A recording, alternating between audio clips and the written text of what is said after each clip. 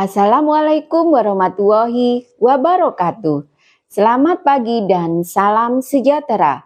Om Swastiastu, Namo Buddhaya, salam kebajikan, Rahayu. Perkenalkan, saya Selviari dari SDN Dukuh Kupang 3 490 Kota Surabaya. Pada kesempatan kali ini, izinkan saya untuk menyampaikan praktik baik saya yang sudah saya lakukan bersama murid-murid saya di kelas 2B tahun pelajaran 2023-2024. Hal pertama yang saya lakukan adalah menciptakan suasana kelas yang nyaman dan menyenangkan bagi murid-murid saya. Langkah awal yaitu menjalin kedekatan dengan murid-murid saya melalui pembiasaan baik, yaitu menyambut mereka di pagi hari sebelum memasuki kelas dengan suasana yang menyenangkan, riang gembira, dekat, dan bersahabat bagi murid-murid.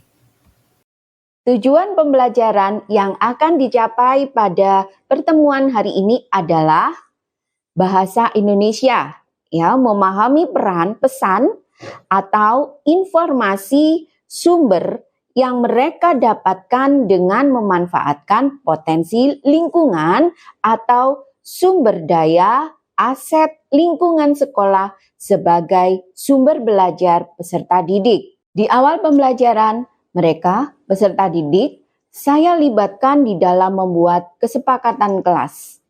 Mereka menuliskan tentang keinginan yang mereka harapkan selama proses pembelajaran yang akan dilakukan. Hal ini dilakukan untuk menumbuhkan komitmen bersama antara murid dan guru selama pembelajaran berlangsung. Dari sticky note yang sudah Bu Silvi bagikan tadi, silakan kalian tulis kesepakatan kelas yang akan kita sepakati bersama-sama. Ya, silakan semuanya.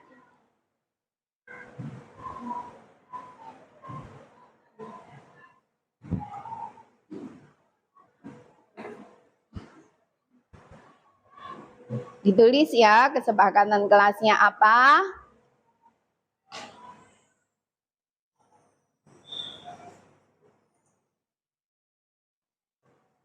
Ya, sudah oke.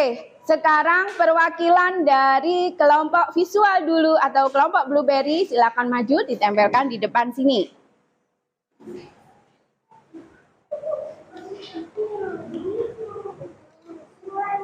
Oke, terima kasih.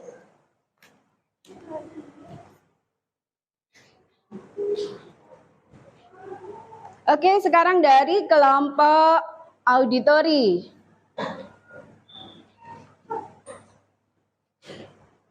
Terima kasih, langsung duduk. Wow. Oke ya. Menjelaskan kita harus mendengarkan, buang sampah pada tempatnya, harus cinta teman dan menghargai teman. Ya, terus?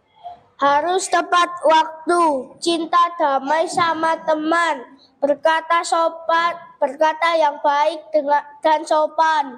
Gimana teman-teman, sepakat? Sebelum proses pembelajaran berlangsung, saya melakukan 1. Asesmen diagnostik non-kognitif dan asesmen diagnostik kognitif. Asesmen ini dilakukan untuk memetakan kebutuhan belajar peserta didik berdasarkan bakat dan minat mereka masing-masing. Asesmen diagnostik non-kognitif dilakukan untuk menggali data terkait gaya belajar siswa dari asesmen diagnostik. Nah, hasil data dari asesmen diagnostik ini didapatkan data ada 8 peserta didik yang memiliki gaya belajar visual. 10 peserta didik memiliki gaya belajar auditori dan 7 peserta didik memiliki gaya belajar kinestetik. Asesmen diagnostik kognitif dilakukan untuk mendapatkan data terkait tingkat pemahaman peserta didik terhadap materi ajar. Dari hasil asesmen diagnostik yang sudah dilakukan, ada 11 murid yang memiliki tingkat pemahaman utuh. Sedangkan ada 9 murid memiliki tingkat pemahaman sebagian. Dan ada 6 murid yang tidak paham pada pembelajaran yang diberikan.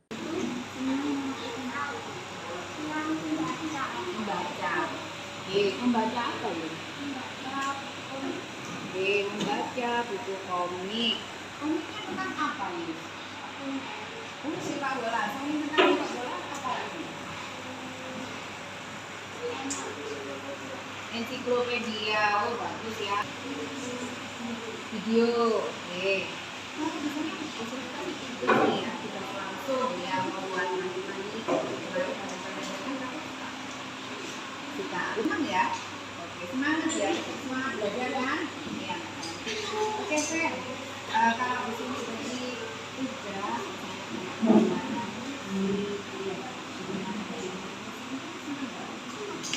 kalau menonton video, mengamati video cerita cerita gitu. Nah, terus di sini kasih kalian nih itu musuh kalau tadi kemarin membuat apa fabel dari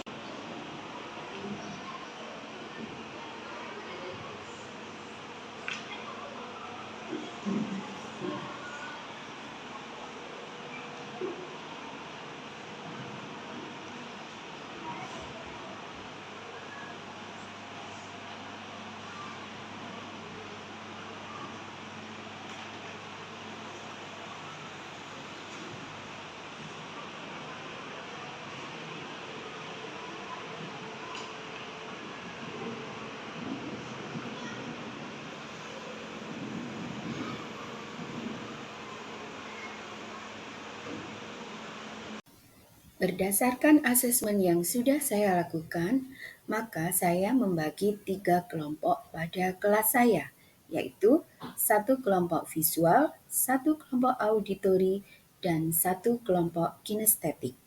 Peserta didik nantinya diharapkan bisa berkolaborasi dengan konten ajar yang saya berikan.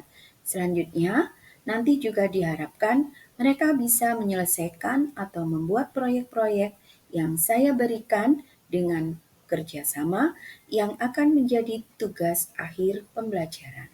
Konsep belajar yang mereka lakukan adalah menggali informasi dari sumber belajar yang diberikan oleh guru terkait pemanfaatan sumber daya yang ada di lingkungan dan yang dimiliki oleh SDN Duku Kupang 3 490 Surabaya. Potensi atau sumber daya lingkungan sekolah yang menjadi sumber belajar murid adalah pertama, ada ruang perpustakaan, 2, ada ruang laboratorium IPA, 3, ada ruang musik, dan yang keempat ada ruang laboratorium komputer. Nah, di sini peserta didik akan bekerja secara kolaborasi untuk menggali informasi terkait mapel bahasa Indonesia atau terkait proyek yang sudah saya berikan. Kelompok visual akan mendapatkan gambar-gambar potensi sumber daya lingkungan sekolah yang diberikan oleh guru. Ya, digunting.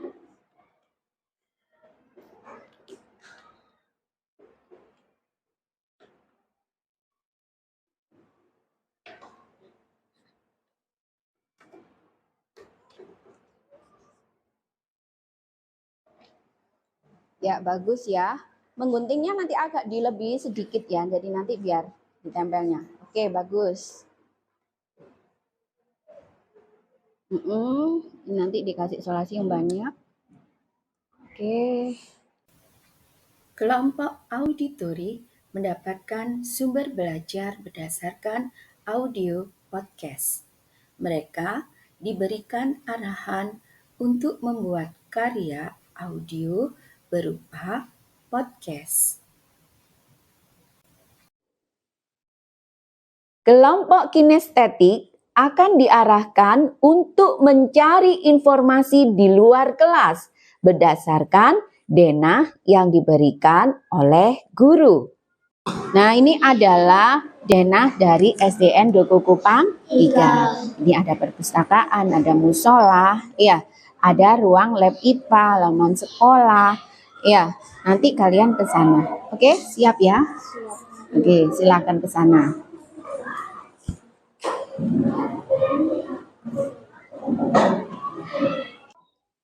Setelah peserta didik mendapatkan informasi awal terkait potensi lingkungan atau aset sekolah yang sudah mereka gali, selanjutnya adalah mereka melakukan kegiatan wawancara. Mereka harus berkumpul dan berdiskusi terlebih dahulu untuk menyusun daftar pertanyaan yang akan diajukan pada saat wawancara kepada narasumber. Sedangkan narasumber sudah ditentukan oleh guru. Selanjutnya, peserta didik akan menemui narasumber di tempat potensi lingkungan atau aset sekolah yang akan dijadikan peserta didik untuk menggali atau mendalami informasi. Kegiatan ini bertujuan untuk menggali informasi yang lebih dalam tentang aset sekolah atau potensi lingkungan yang ada di SDN Duku Kupang 3 490 Surabaya. Apa aja kegiatan wajib baca di perpustakaan dilakukan? Oh ya, hari wajib baca di perpustakaan SDN Duku Kupang 3 ini selama kegiatan di sekolah aktif, yaitu mulai dari hari Senin sampai hari Jumat, seperti biasa ya. Apa manfaat dari adanya perpustakaan? Manfaat dari adanya perpustakaan ini banyak. Salah satunya manfaat di sekolah itu siswa dapat membaca buku dan tentunya akan menambah wawasan pengetahuan dari siswa-siswa. Ya, makanya kalian harus banyak baca buku di perpustakaan. Apakah perpustakaan ini sangat membantu kita dalam proses pembelajaran?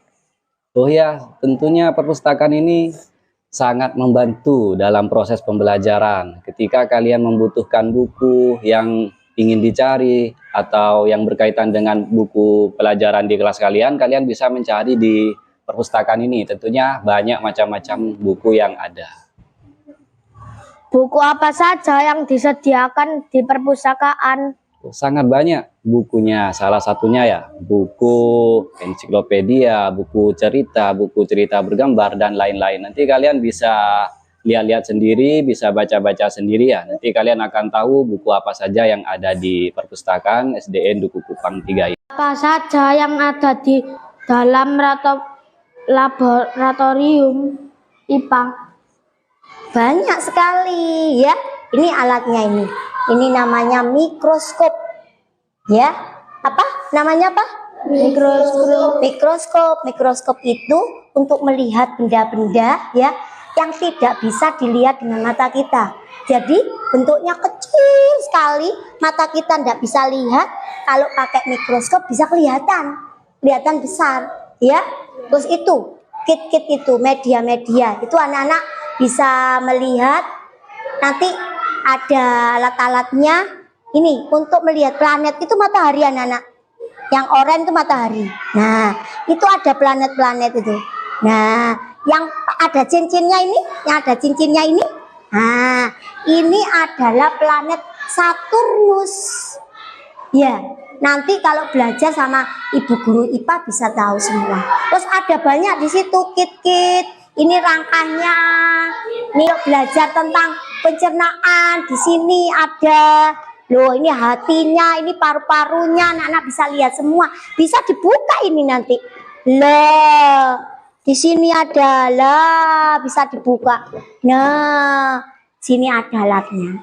Sini banyak-banyak. Nah, ini kit air loh. Kalau berbicara nanti mau menyelidiki air. Ya, laboratorium laboratorium IPA ini? Nah, gunaannya yaitu tadi, nanti anak-anak kalau mau praktek sama ibu guru, ya kalau mau praktek tentang air ada, kalau mau praktek tentang planet-planet juga ada di sini, ya. Yang ada di laboratorium komputer. Jadi kegiatannya di sini itu para siswa dianjurkan untuk membuat suatu ruang atau suatu bentuk, contohnya seperti rumah, roket, simbol. Hari apa saja untuk bisa mengikuti kegiatan laboratorium komputer?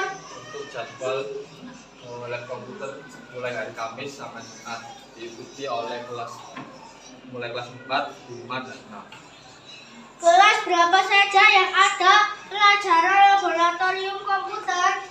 Mulai dari kelas 4A, 4B, kelas 5, dan kelas 6. Oke, sekian informasinya. Terima kasih. Setelah kegiatan rangkaian wawancara mereka lakukan, peserta didik kembali ke dalam kelas.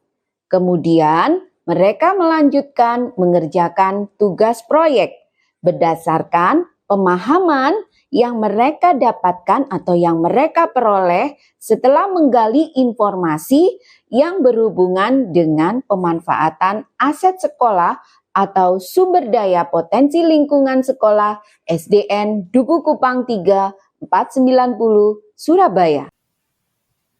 Kelompok visual mengerjakan sebuah karya visual berupa poster, infografis, ataupun contoh visual lainnya. Peserta didik difasilitasi laptop atau handphone oleh sekolah, dan guru mengarahkan mereka untuk berkreasi secara digital melalui aplikasi Canva for Education.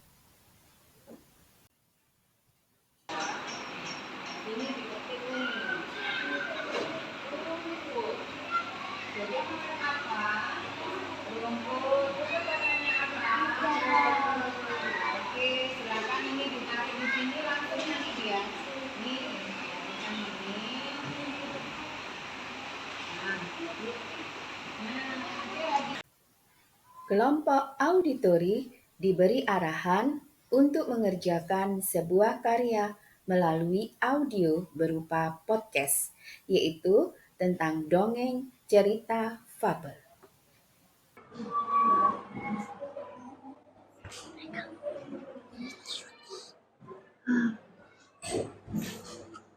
Didengarkan dulu. Didengarkan.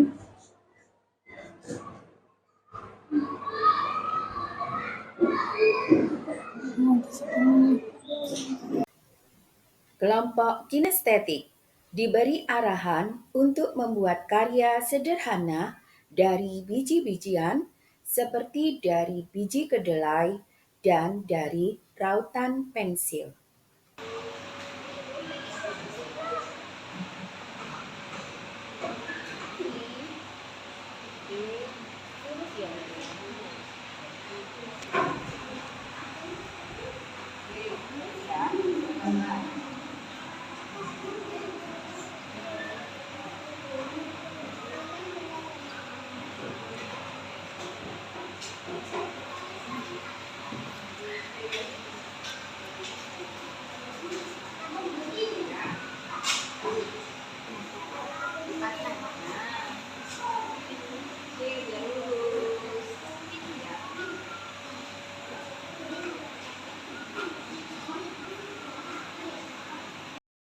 Hasil karya yang sudah mereka buat, selanjutnya peserta didik mempresentasikan di depan kelas dan kelompok lain memberikan tanggapannya. Bisa memberikan masukan ataupun pertanyaan-pertanyaan. Pada saat ini, secara bersamaan, guru melakukan asesmen formatif. Saya akan mempresentasikan hasil karya kami dari perpustakaan. Setelah dari ruang perpustakaan, maka saya dan teman-teman mendapatkan informasi tentang buku-buku cerita atau dongeng, khususnya tentang dongeng binatang atau fabel. Saya bisa membuat poster tentang dongeng gajah dan kancil, binatang yang cerdik. Kita bisa belajar banyak hal dari perpustakaan dan kita bisa meminjam buku di perpustakaan. Teman-teman, ada yang mau bertanya? Ya, Rafa, silakan. Hari apa aja kegiatan wajib baca di perpustakaan dilakukan? Setiap hari sesuai jam kelas masing-masing. Akan membacakan dongeng si Kancil dan Pak Tani. Grup Kancil mengeluh pertanyaannya yang dari tadi mengeluh lapar dan tenggorokannya pun sangat kering. Hari amatlah panas. Kancil berjalan sendiri. Tadi dia memang bersama teman-temannya. Mending Kancil kalau cuma makan sedikit pasti tidak apa-apa. Assalamualaikum warahmatullahi wabarakatuh. Waalaikumsalam warahmatullahi wabarakatuh. Ini hasil karya kami dengan kaca kedelai.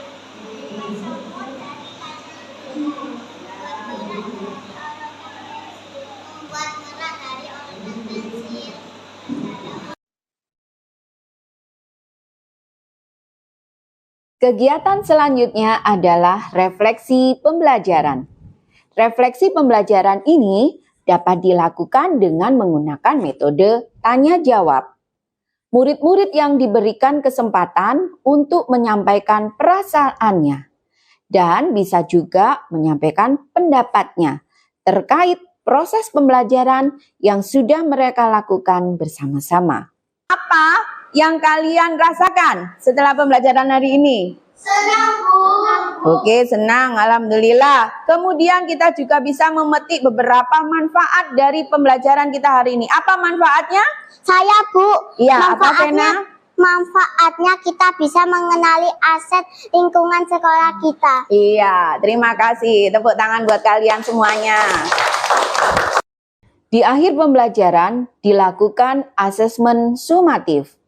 Asesmen sumatif ini dilakukan dengan memberi pilihan kepada murid untuk membuat produk seperti karya visual atau poster, infografis, karya audio, kemudian bisa juga kumpulan-kumpulan video atau karya lainnya yang mereka minati. Setelah asesmen sumatif dilakukan, selanjutnya adalah asesmen diagnostik lanjutan.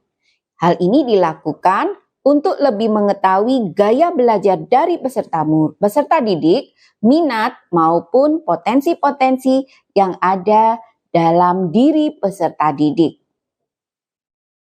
Nah, Bapak Ibu guru hebat, itulah tadi praktik baik yang sudah saya lakukan bersama murid-murid saya di SDN Dukuh Kupang 3 490 Surabaya. Semoga kedepannya kita bisa lebih baik lagi dan tetap bersemangat dalam berproses dan melakukan yang terbaik selama proses pembelajaran, sehingga nantinya pembelajaran itu bisa lebih bermakna buat peserta didik kita. Terima kasih. Wassalamualaikum warahmatullahi wabarakatuh.